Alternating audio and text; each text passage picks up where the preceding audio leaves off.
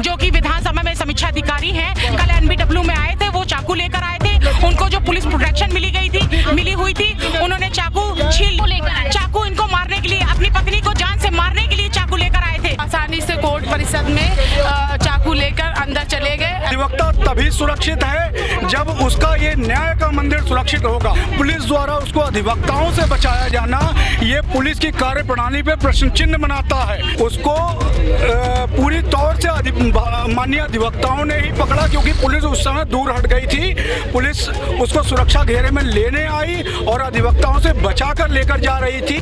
बहुत संजीदगी से लिया है, उस लड़ाई को आर पार लड़ जाएंगे।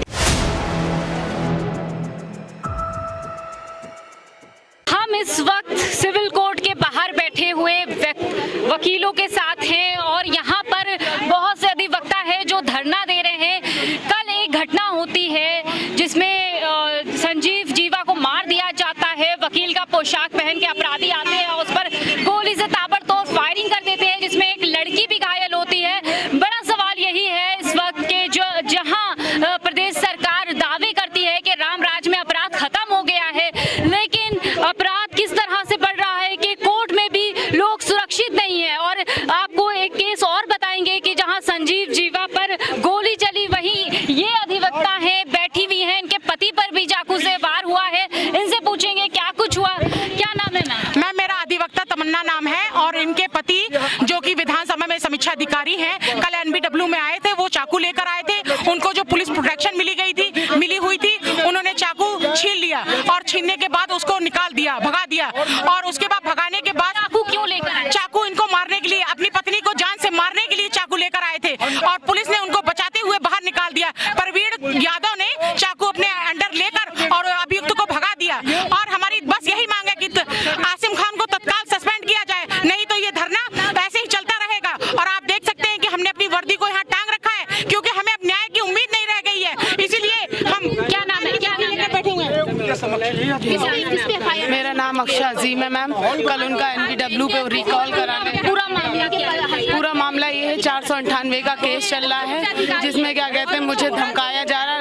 जब हर दिन धमकाया जाता है, मैं समीक्षा अधिकारी हूँ, मेरा कुछ भी नहीं बिगड़ेगा, इस तरह की कई वो होती है। और क्या कहते हैं कल वो चाकू लेके न्यायालय में आए और उन्होंने जानलेवा हमला करने की कोशिश की और उस पर भी क्या कहते हैं एसआई प्रवीण यादव जी ने उनसे चाकू लेके और उनको बचाते हुए यहाँ से ले गए। अधिवक्ता कोर्ट में चाकू आसानी से लेकर कोर्ट में चले गए। वो आसानी से कोर्ट परिसर में चाकू लेकर अंदर चले गए, एंट्री की, और उसको जब चाकू बरामद हुआ तो एसआई ने उनको बचाया। घटना किस वक्त? ये घटना कल की है, 7 तारीख की। और जब संजीव जीवा पे गोली चली उसके बाद? उसकी पहले की है घटना। उससे पहले हम यहीं पे धरना दे रहे थे, उसके 15 मिनट बाद पता चलता है कि न्यायालय कोर्ट परिषद में गोली चल गई है। इस तरह के अधिवक्ता कहीं भी सुरक्षित नहीं है। बड़ा सवाल यही उठ रहा है, क्या वकील अब सुरक्षित नहीं है? जिस तरह से ये बता रही है कि इनके पति आए और ये एक पेशे से एक वकील हैं, इन पर उसने हमला किया। कल जिस तरह संजीव जीवा को मार दिया गया, क्या लगता है कि क्या कोर्ट में वकील भी सुरक्षित नहीं है, आम लोग भी सुरक्षित नहीं है, और कोर्ट में इस तरह गोली चलती है, जज साहब को झुक जाना पड़ता है, मेज के नीचे छुप जाना पड़ता है, तो क्या लगता है कि क्या कोर्ट में भी आप लोग सुरक्षित नहीं है? अधिवक्ता स्वयं में सशक्त है, किंतु जो माननीय न्यायालय की सुरक्षा व्यवस्था है उसी में कहीं पर ऐसे छेद होंगे तो हम लोग कहाँ किसी प्रकार से सुरक्षित रह सकते हैं। अधिवक्ता तभी सुरक्षित है जब उसका ये न्याय का मंदिर सुरक्षित होगा। जहां माननीय न्यायाधीश महोदय को बेंच के नीचे छुप के अपनी जान बचानी पड़ रही है, वहां हम अधिवक्ताओं की सुरक्षा संदेह के घेरे में है। जैसे कि कल 2 घटनाएं हुई, एक इन महिला अधिवक्ता के साथ और दूसरी संजीव महेश्वरी उर्फ जीवा के लिए। आपने कहा 2 घटनाएं हुई, उसके आधे घंटे बाद संजीव जीवा को मार दिया जाता है, तो क्या कोई सुरक्षा नहीं थी, कोई जांच नहीं कर रहा था? यहाँ पर किस तरह से जांच होती है? माननीय न्यायालय में प्रत्येक गेट पर यदि चेकिंग हो, सुचारू रूप से सभी के आईडी कार्ड चेक किए जाएं, जो कि संभव नहीं हो पाता है, किंतु इस प्रकार से अधिवक्ता की पोशाक पहनकर अंदर जाने वाले व्यक्ति के हाव भाव और बाहर गेट पर ना रोका जाना, पुलिस द्वारा उसको अधिवक्ताओं से बचाया जाना, ये पुलिस की कार्यप्रणाली पे प्रश्न चिन्ह बनाता है। जिस प्रकार उसने अंदर घुस के पिस्टल से अंधाधुंध फायरिंग करी, वहां पर पुलिस का दूर हट जाना पुलिस की कार्यप्रणाली पर प्रश्न चिन्ह बनाता है। अधिवक्ता संरक्षण अधिनियम लागू ना होना, ये यहाँ पर एक बहुत बड़ी चूक है। माननीय न्यायालय में यदि इस प्रकार से लोग घुसते रहेंगे तो कोई भी अधिवक्ता सुरक्षित नहीं है। अच्छा, आपने बताया कि पहले इनके पति ने इनके ऊपर आकर चाकू से हमला किया, तब सतर्क हो जाना चाहिए था, तब चेकिंग कर लेनी चाहिए थी। उसके ठीक आधे घंटे बाद संजीव जीवा पे गोली चलती है, तब भी कोई एक्शन नहीं लिया गया, कोई जांच नहीं की, किसी प्रकार की कोई जांच नहीं हुई। आप लोगों का जो धरना चल रहा था, रोड जाम थी, हम लोग रोड पर प्रदर्शन कर रहे थे, उसी समय हम लोगों को ज्ञात हुआ कि SC/ST कोर्ट में गोली चल गई है। उसके बाद सभी अधिवक्ता जो कि अपने घर जा रहे थे और प्रदर्शन में शामिल थे, वो सभी लोग दौड़कर वहां पहुंचे। वहां जाने पर ज्ञात हुआ कि संजीव जीवा की हत्या हो चुकी है, जो कि एक पूर्व अपराधी था, जिसके ऊपर 3-4 केस यहाँ और लगभग 22 केस पहले से 22 मुकदमे उस पर पहले से पंजीकृत थे। उसकी हत्या गोली मारकर कर दी गई है, जिसमें एक छोटी बच्ची और एक महिला भी इंजर्ड हुई है। 2 कांस्टेबल को चोट भी लगी है उसमें।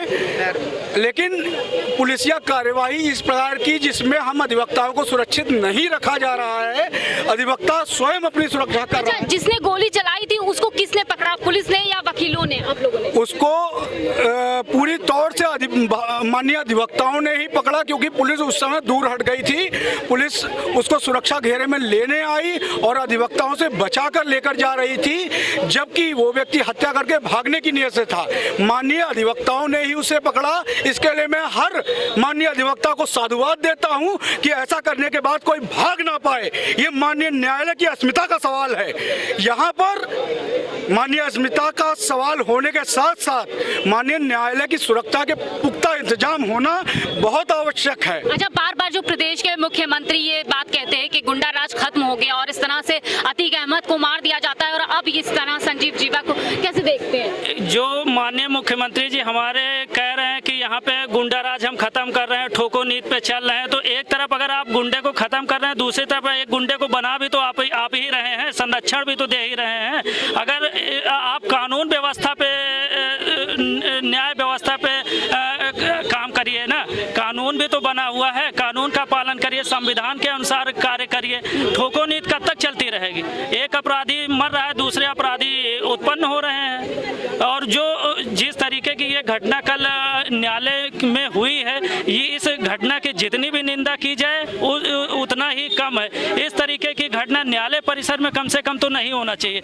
न्यायालय का खौफ सब पर होनी चाहिए, आम जनता पर भी और अपराधी पर भी। तो कल जो घटना का अंजाम किसी ने कोट पहन के दिया, तो उसको भी हम लोगों ने बड़ी गंभीरता से लिया है। ये घटना देखिए इलाहाबाद में हुई थी, लेकिन पत्रकार भाइयों आप लोगों ने इतनी संजीदगी से नहीं लिया। आज हम लोगों ने इस घटना को बहुत संजीदगी से लिया है और इस लड़ाई को आर पार लड़ जाएंगे। इसके बाद एक मुद्दा जो हम लोगों का मेन जुड़ा हुआ है कि एडवोकेट प्रोटेक्शन एक्ट की डिमांड हम करते हैं। और इसके साथ साथ मैं अपने अधिवक्ता भाइयों से भी ये कहना चाहता हूं कि जो बैंड बांध के वकालत कर रहे हैं वही अधिवक्ता मेरे लिए हैं, और किन्होंने अगर काला कोट पहन रखा हो वो वकील नहीं है, तो उनको जेल भिजवाने के लिए भी ब्रजेश यादव सेंट्रल बार महामंत्री तैयार है। और मैं परिसर के अंदर गैर अधिवक्ता की प्रवेश पूरी तरह से प्रतिबंधित कर दूंगा। इसके बाद भी अगर कोई आता है तो वो समझ ले वो 420-67 का मुलजिम बनेगा और FIR ब्रजेश यादव कराएंगे, सेंट्रल बार कराएगी, हमारे पदाधिकारी कराएंगे। ये मुहिम हम लोग अपने अंदर भी सफाई करने के लिए चालू कर चुके हैं। अब सफाई पुलिस कर्मियों को करनी है, शासन को करनी है और न्यायपालिका को करनी है, और जुलाई तक ये लड़ाई हम लोग आर पार लड़ देंगे। और मैं ये परिणाम सेंट्रल बार आज है बृहस्पति और शुक्र और शनिवार का आपको समय दे रहा हूं। सोमवार को यहाँ पे 12 बजे पुनः मीटिंग होगी। जिले के सारे बार एसोसिएशन को आमंत्रित कर रहा हूं। अगर हमारी मांगे नहीं मांगी गई तो आप लोग तैयारी करिए, विधानसभा के सामने विधानसभा पूरा घेरी जाएगी। जो डिमांड आपको और मेरी डिमांड मेरा ज्ञापन अभी प्रिंट मीडिया और सारी मीडिया पे शाम को 4 बजे तक पहुंचने जा रहा है। Thank you.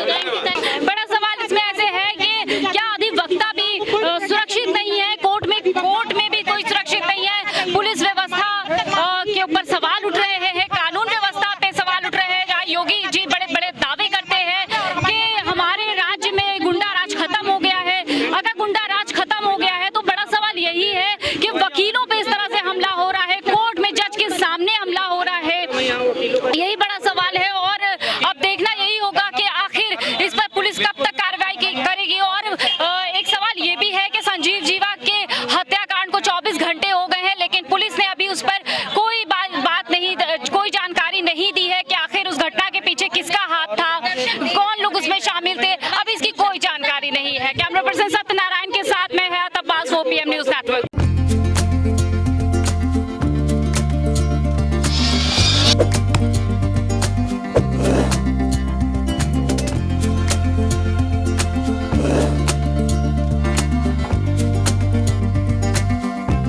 you